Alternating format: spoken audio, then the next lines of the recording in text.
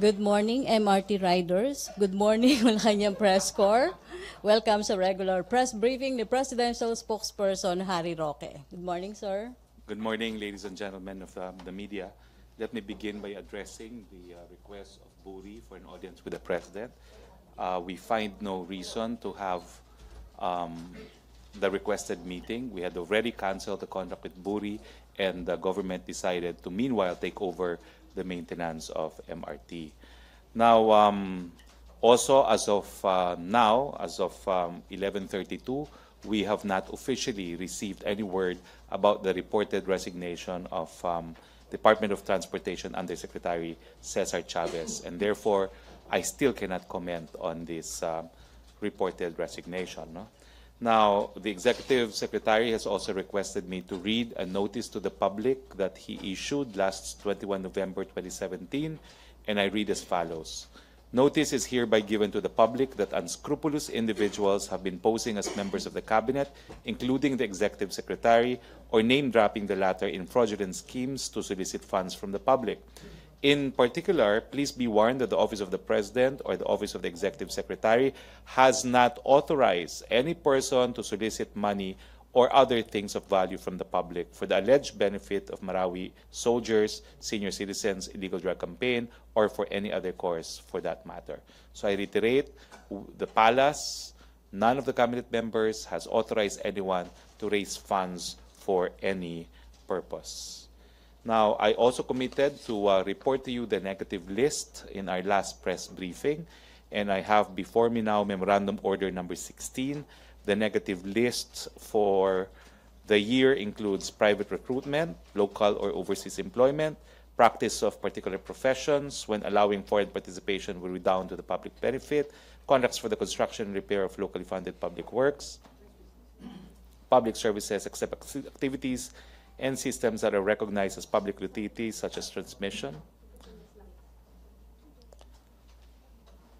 Let me, or should I just distribute copies of this? Medyo mahaba eh. We'll just distribute copies of Memorandum number 16, directing the NEDA board and its member agencies to exert almost efforts to ease or ease restrictions on certain investment areas or activities with limited foreign participation. No? Okay, to raise the Philippine level of competitiveness and to foster higher economic growth, the NEDA board and its member agencies are hereby directed to take immediate steps to lift or ease restricting existing restrictions on foreign participation. This is to ease foreign restrictions, as I said, private recruitment, practice of particular professions, where foreign participation will down to the public benefit, contracts for construction and repair of locally funded public works, public services, except activities and systems that are recognized as public utilities such as transmission and distribution of electricity, water pipeline distribution system, and sewerage pipeline system, culture production, milling, processing, and trading except retailing of rice and corn, and acquiring by barter purchases otherwise rice and corn and byproducts thereof, teaching at higher education levels, retail domestic enterprises, and domestic market enterprises. So the NEDA board are hereby directed to earnestly support in a coordinated manner such legislative efforts as may be necessary to eliminate or relax aforesaid restrictions, including pending legislation seeking to clarify the definition of public utilities. No? Now, today is November 23.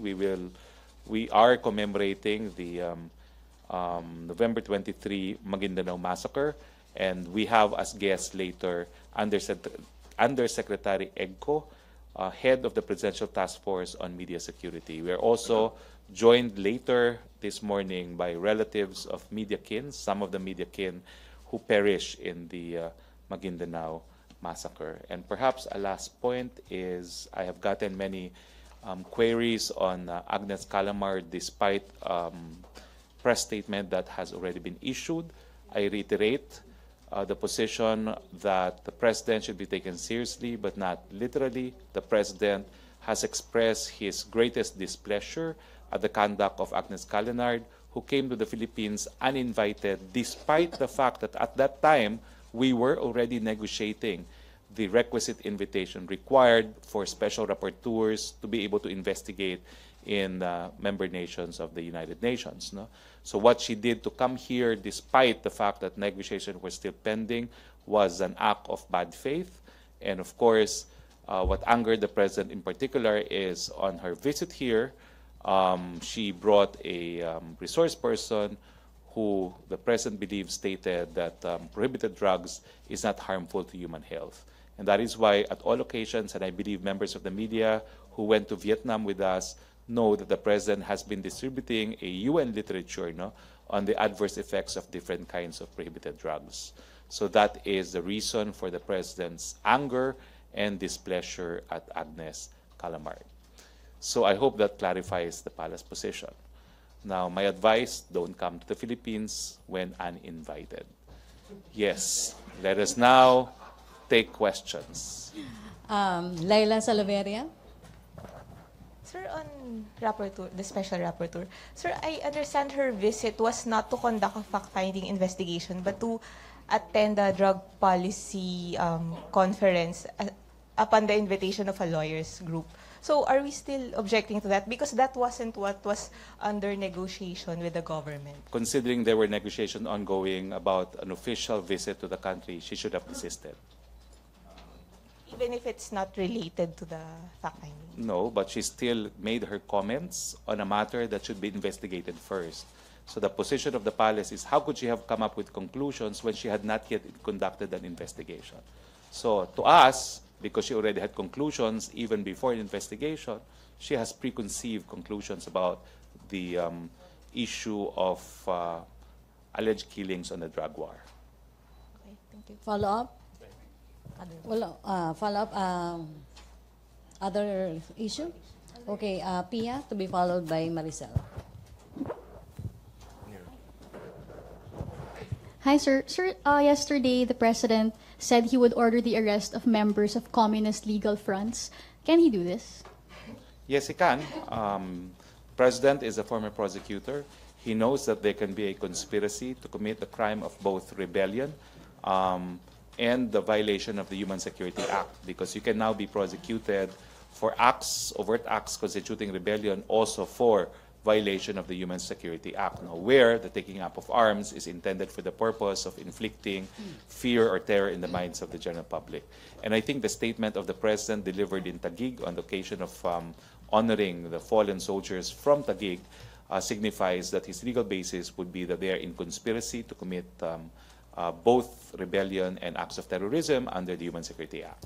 But sir, he also mentioned that this would apply to legal fronts, meaning non-armed necessarily. So how do we accuse them of rebellion when they're not necessarily armed?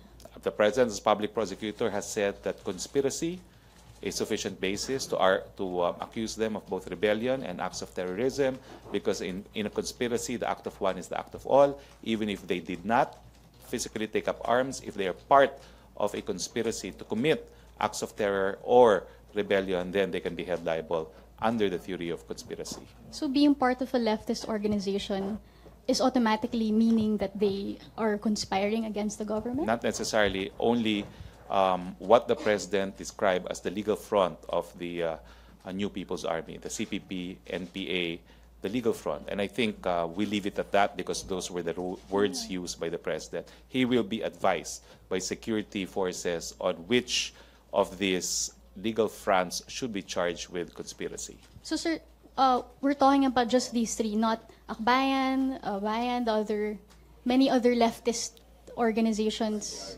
Akbayan claimed that they were victim of purging on the part of the CPP NPA. Bayan. So Those obviously kinds. you're very young.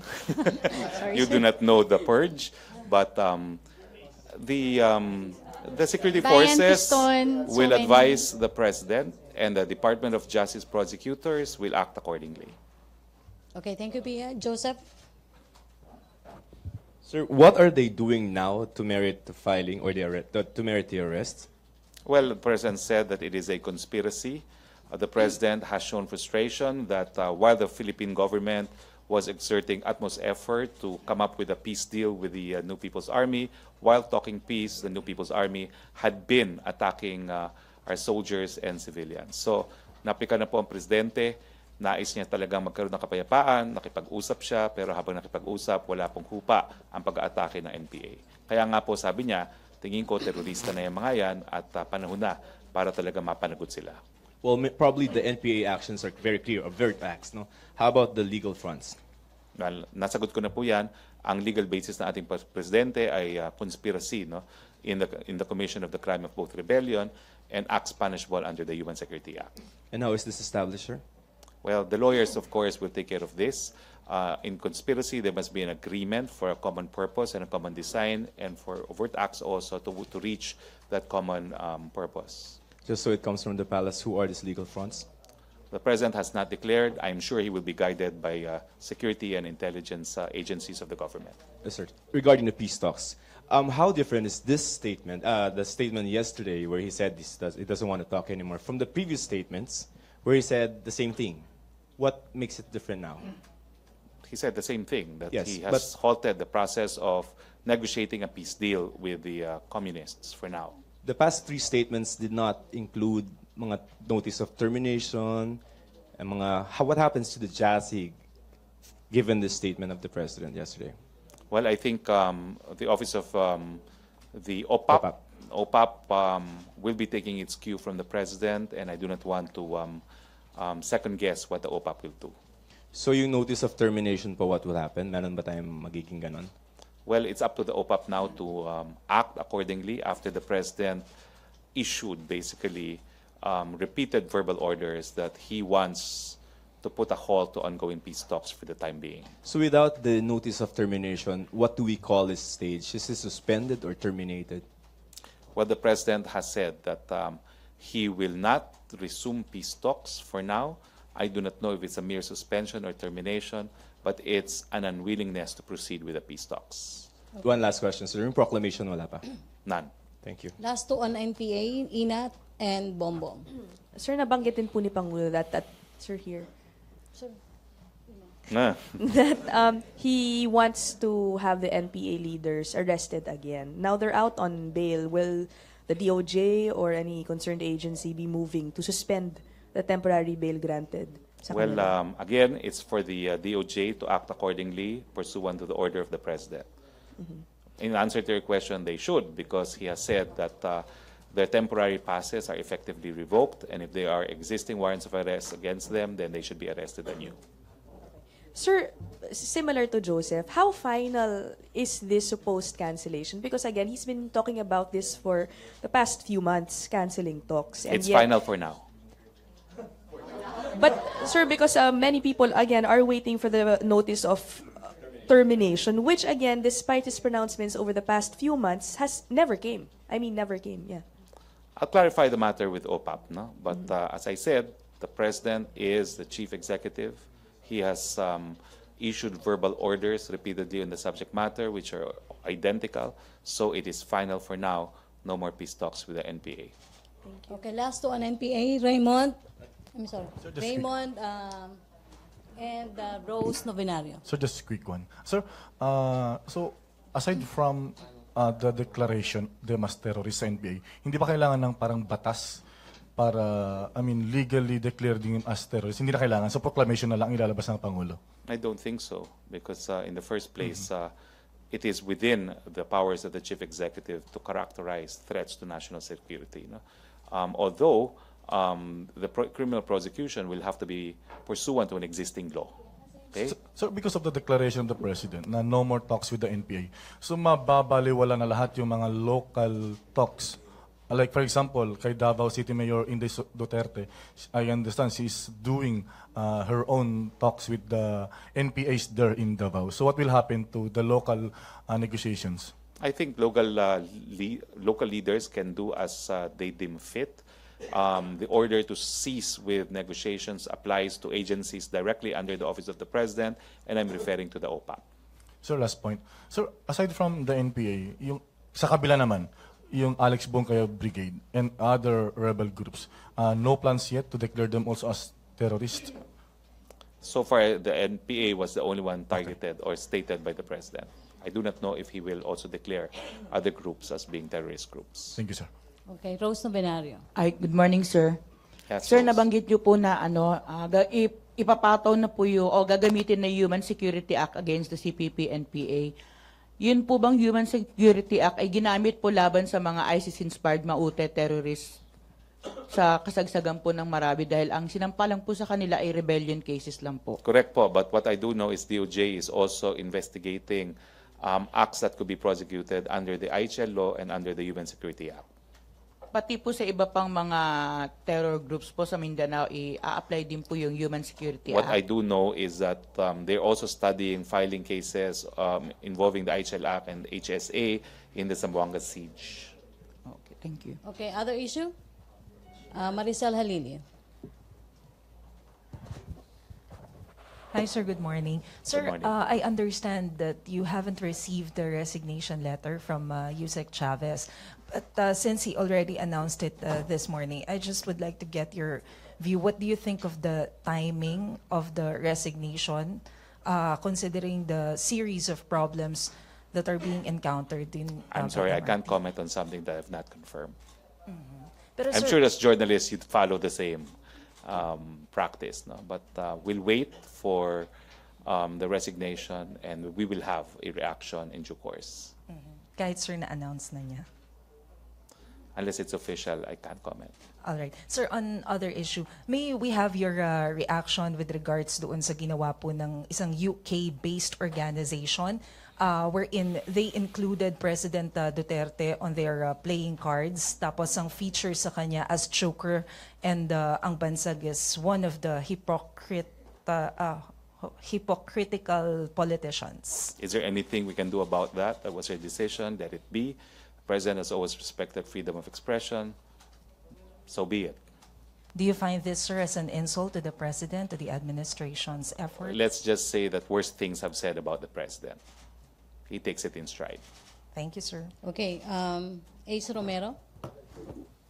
Secretary, the President recently reappointed Ariel Nepomuceno and Teddy Raval to the Bureau of Customs. And we all know they are two of the officials tagged in the bribery scandal. Considering that the President is implements a zero tolerance for graft and corruption, and you said that even a whiff of corruption is enough to dismiss or to lose his confidence and trust, how would we reconcile this? It must be because there's been thorough investigation conducted by the House, the Senate, the DOJ, and even from within the palace. And it must be because these two officials were found not to be in any way involved in the 6.4 billion scandal.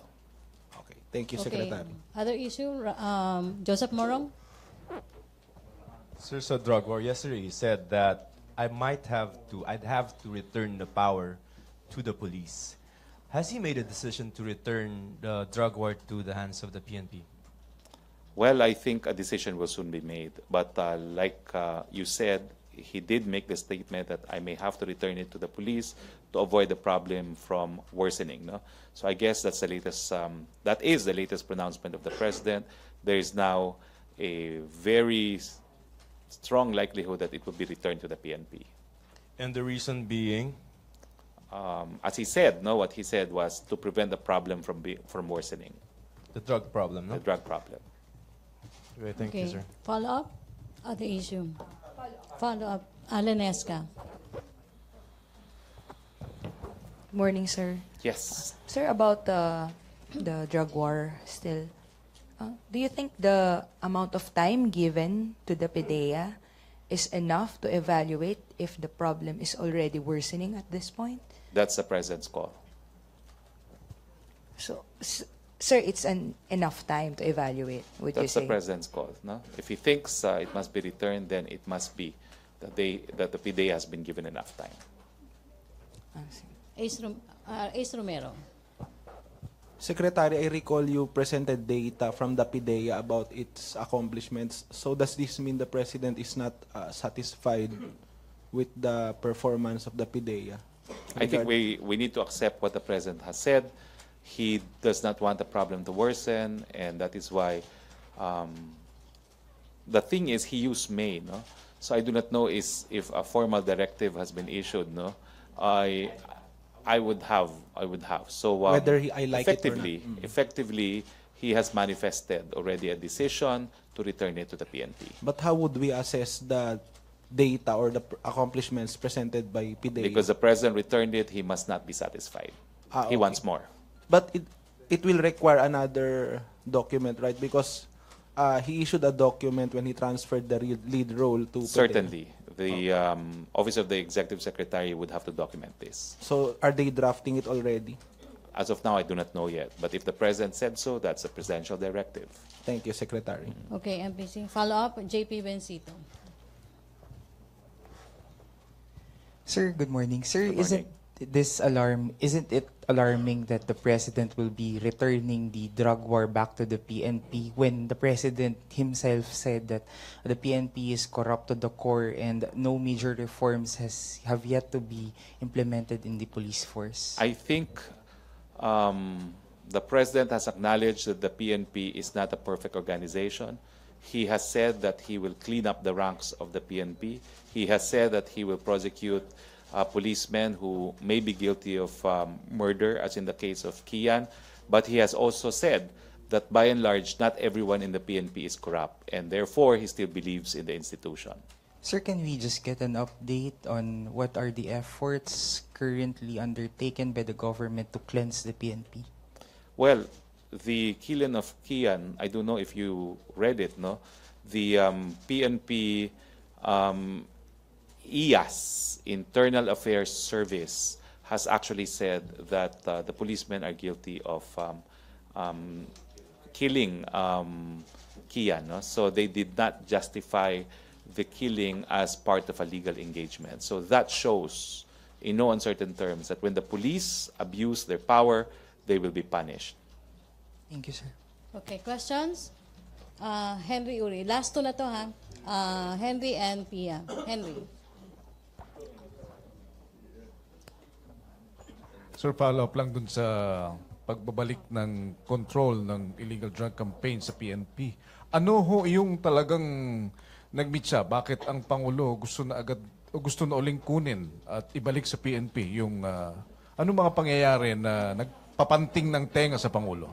Well, kakasabi lang po niya ito kailan lamang, no? At ang sinabi nga niyang rason ay para hindi na lumala pa ang problema.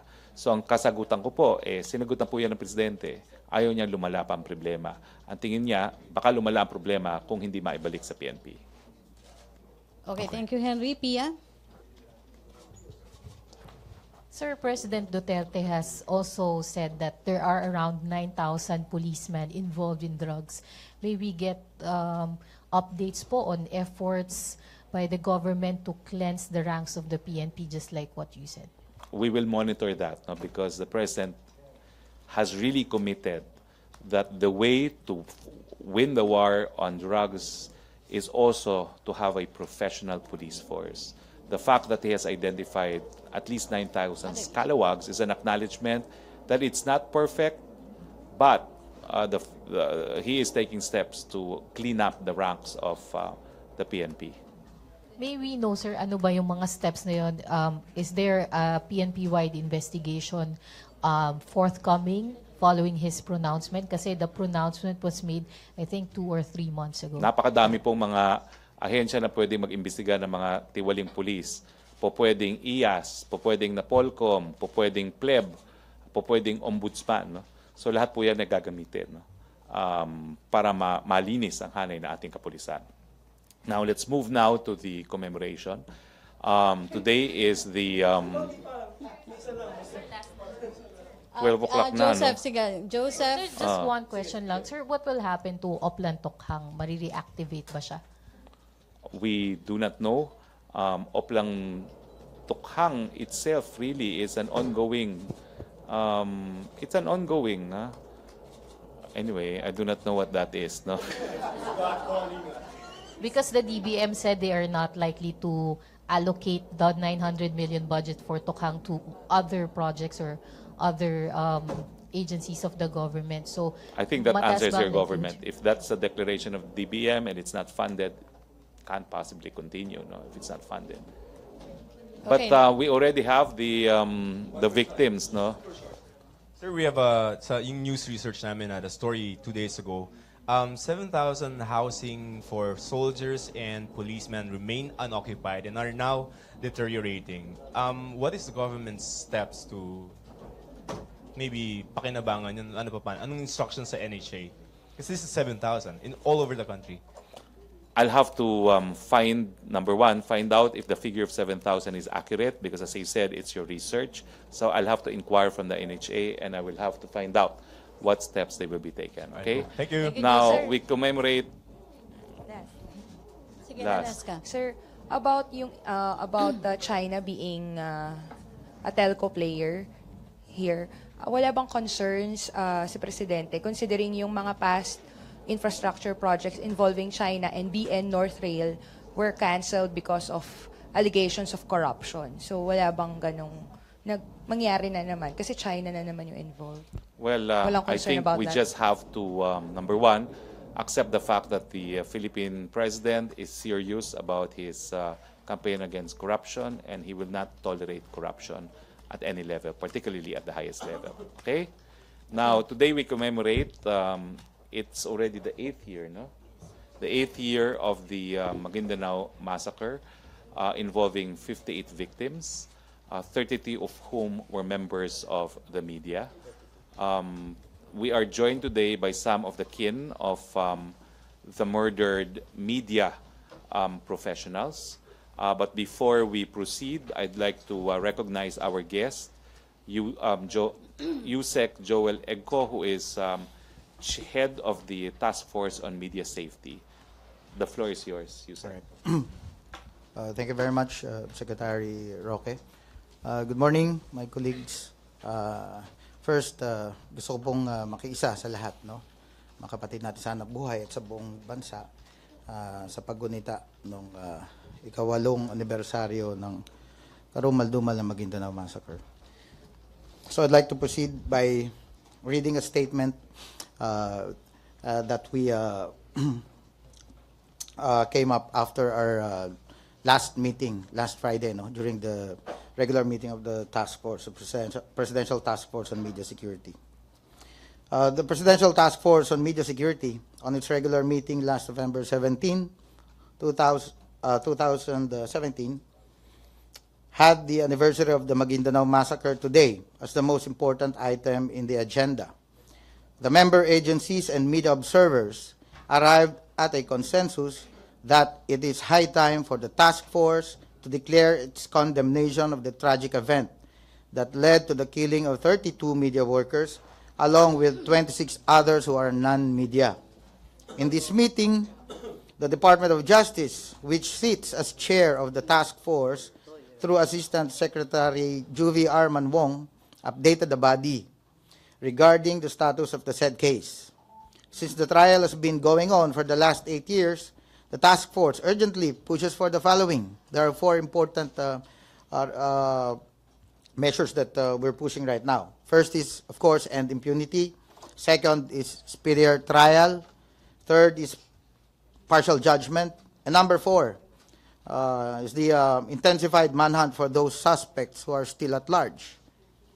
As of our last tally, 58 counts of murder have been filed against 188 accused, 106 of whom are now behind bars.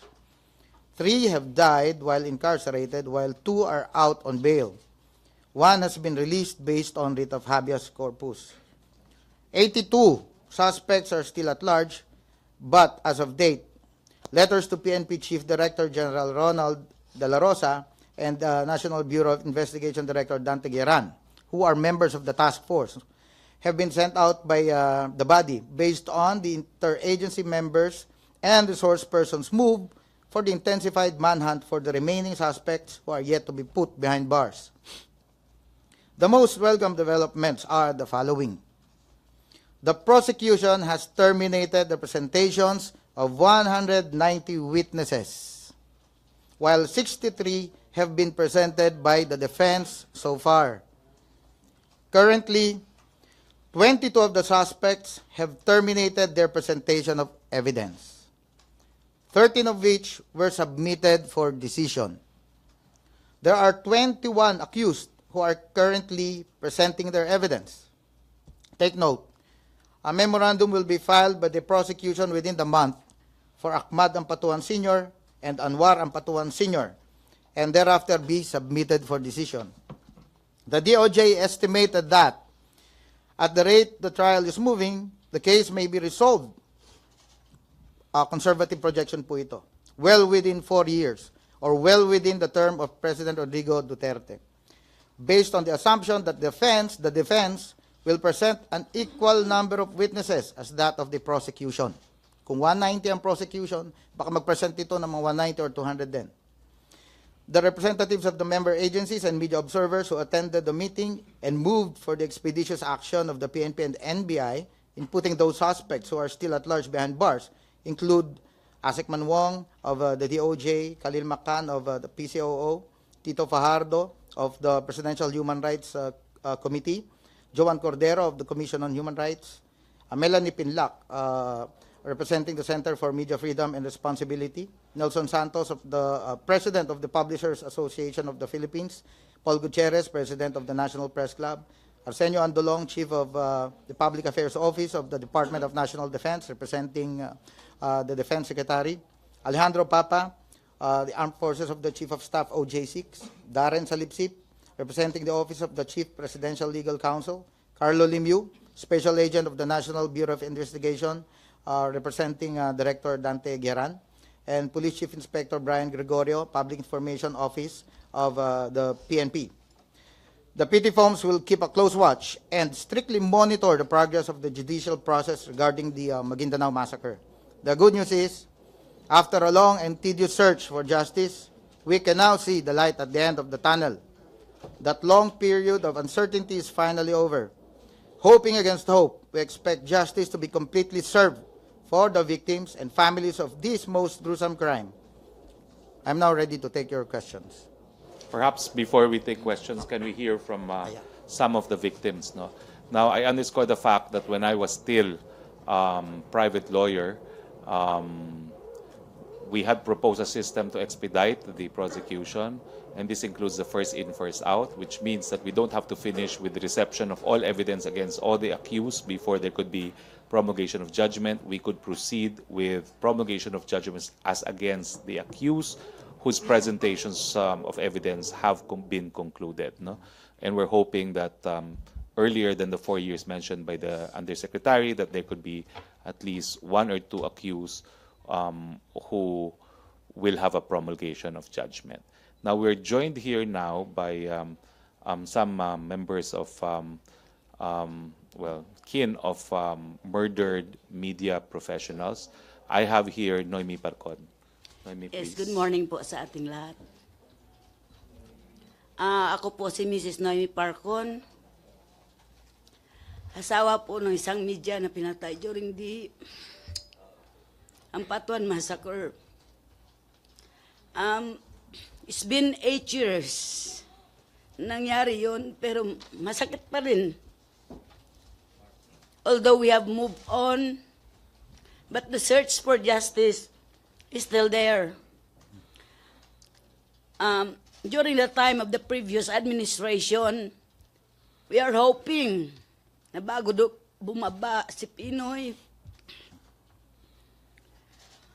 makamit namin yung hustisya na hinihingi namin para sa aming mga mahal sa buhay. Pero hindi yun nangyari. Nang manalo si Presidente Rodrigo Duterte, nagkaroon kami ng pag-asa dahil alam namin na yung kanyang campaign against drugs would really help na mapabilis yung takbo ng kaso. Dahil alam namin na nagawa yun ng mga Ampatuan, nasa influence sila ng drugs. Alam namin doon sa aming lugar na isa sila sa mga drug lords doon sa aming lugar. Sila ang nagpo-produce ng mga shabu. May shabu laboratory sila.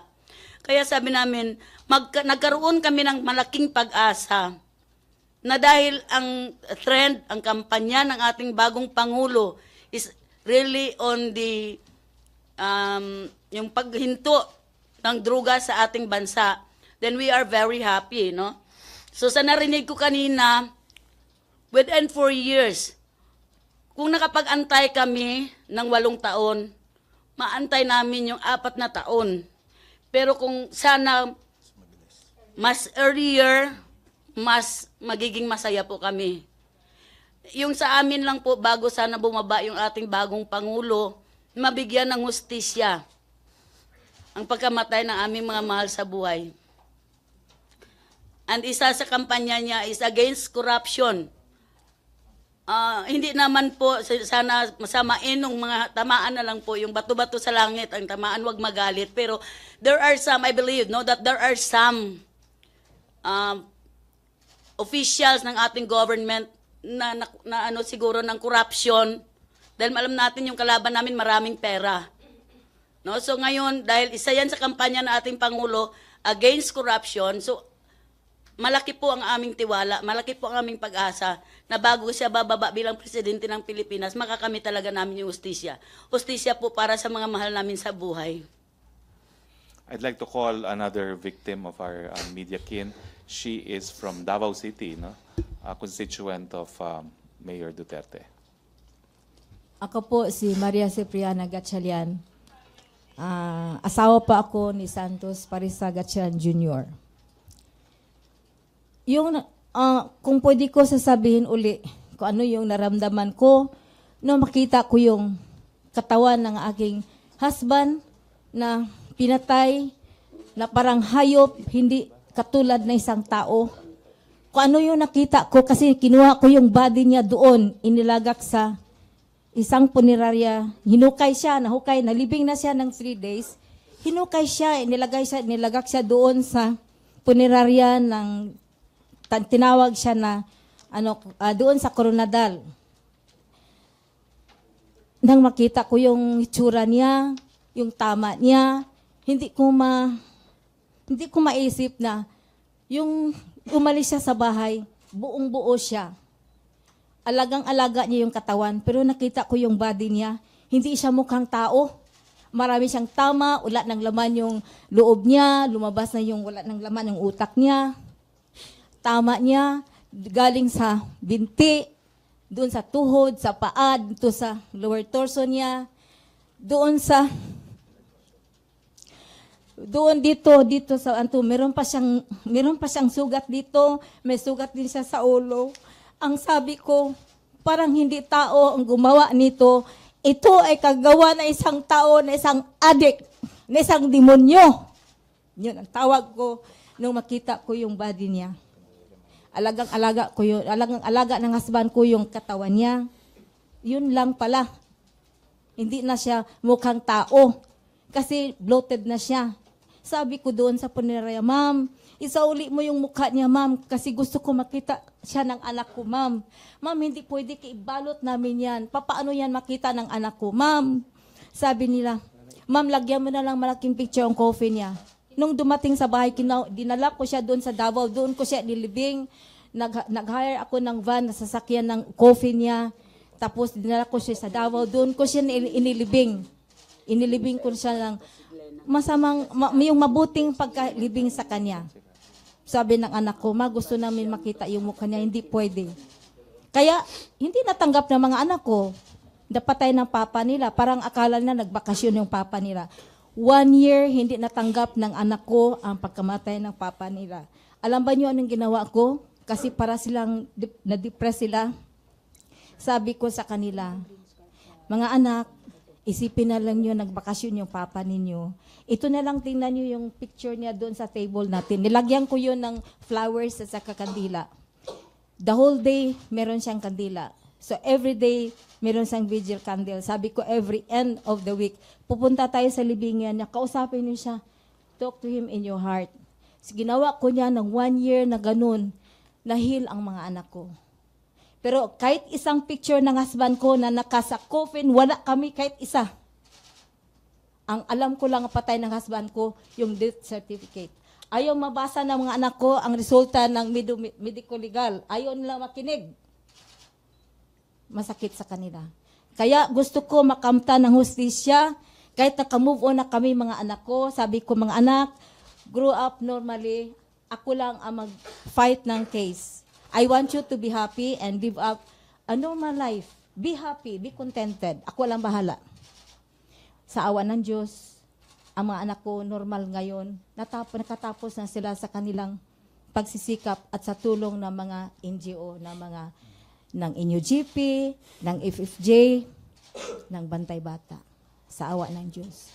Pero ipagpatuloy ko ang pakibaka na makamit ang hustisya para sa katahimikan ng husband ko at ng mga biktima na Maguindanao Massacre. Kasi ang iba hindi pa naka-recover. Thank you. Gusto niyo magsalita? Ayaw na. Kayo po, gusto niyo magsalita? Okay. Now, 13 of these media victims will have an audience with the President this afternoon at 4:30. I'm not sure if it will be open to the media. Chances are the meeting itself will be private, but there may be a brief encounter with the media.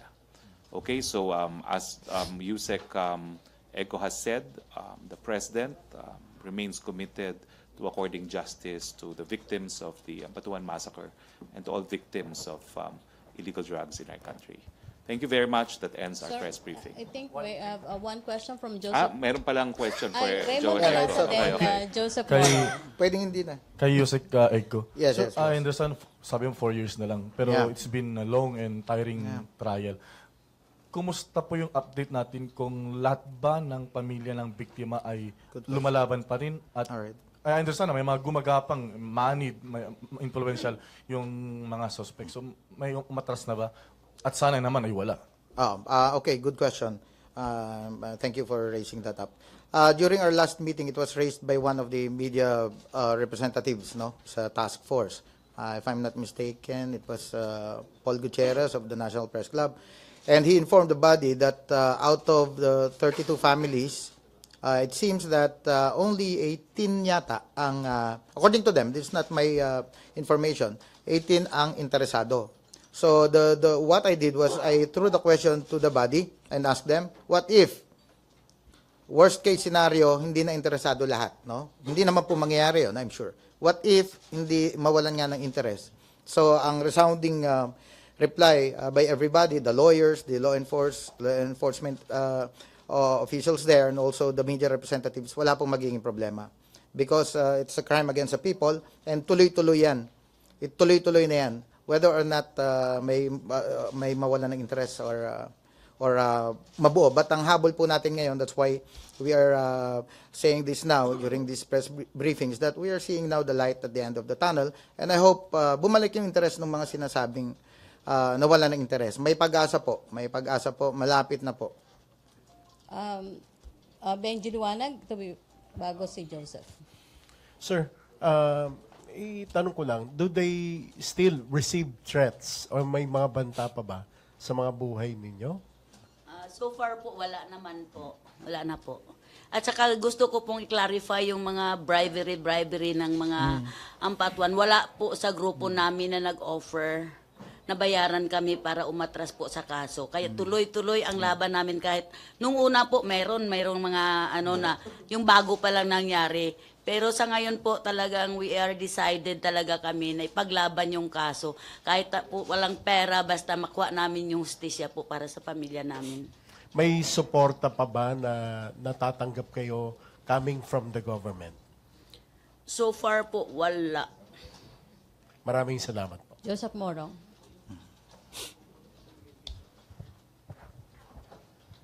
Spokes, you've represented some of the victims, no? Yes. And from a legal point of view, how is the 4 years going to be possible? Meaning, what steps can the government take, can the DOJ take, to expedite the trial, given the sheer number of witnesses and the accused? Alam niyo po yung minungkahin namin na inadapt naman ng Korte Suprema na first in, first out. Kung gagamitin po yan within the year, kakayanin magkaroon ng desisyon laban sa isa, dalawang akusado. Although there are 58 counts of murder, we only need one to put everyone behind bars. So ang akin po, hindi ko na po aantayin yung 4 years, no? Dahil ako naman po na talaga din Presidential Advisor on Human Rights, no? Gagawa rin po ako ng hakbang para naman masiguro na magamit yung first in, first out at tignan po natin kung either this year or early next year magkaroon ng promulgation of judgment against one or two of the accused. Just for soundbite, no? Can you just explain the first in, first out concept? Yung first in, first out po, dati-rati kasi kinakailangan tapusin lahat ng ebidensya laban sa lahat ng nasasakdal. Pero ang minungkahi po namin, tapusin natin yung ebidensya laban sa ilan At kung kanino matapos yung presentation ng evidence dun sa nasasakdal na yon, pwede magkaroon na ng promulgation of judgment. So hindi na po kinakailangan tapusin ang lahat ng ebidensya laban sa lahat bago magkaroon ng promulgation of judgment. Where are we at with regard to the primary suspects, sir? Well, gaya na sabi ni Undersecretary Egco, meron ng 2 na submitted for resolution. So Yes. pwede na siguro magkaroon ng desisyon dito sa 2 to.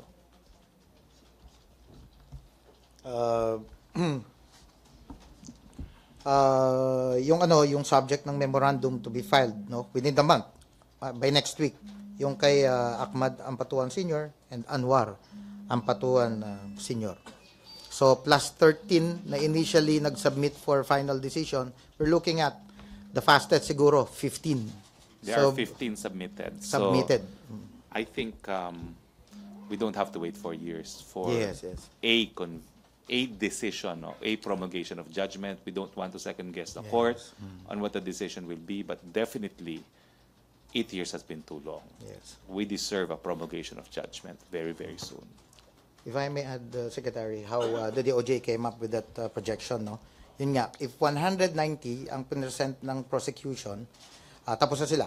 So right now, they're looking at the worst case scenario, 190 rin ang ipe-present ng defense. Or say 200. They have already presented 63. So we're looking at worst case scenario, again, 140 to 150 na witnesses. So doon nila bination kung ganun kahaba, aabot malamang ng 4 years at the rate the trial is going. However, my question was, what if 100 lang?